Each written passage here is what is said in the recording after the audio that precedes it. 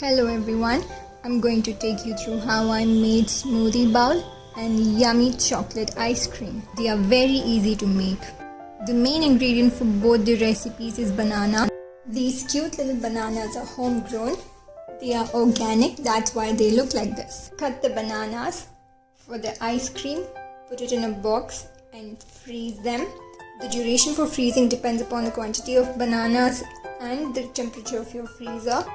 For the pink smoothie bowl, take bananas, pomegranate and blend it. No sweetener required because both the ingredients are sweet. It's ready to be relished.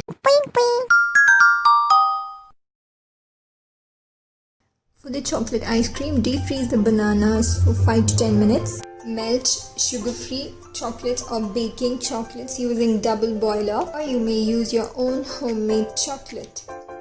Add the bananas, melted chocolate and almonds. It is because of the almonds that this ice cream gets a creamy texture. You may also use almond butter.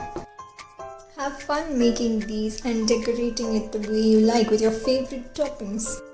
Do check out my blog post for more details. Stay tuned for more easy, yummy and healthy recipes for body and skin. Thank you.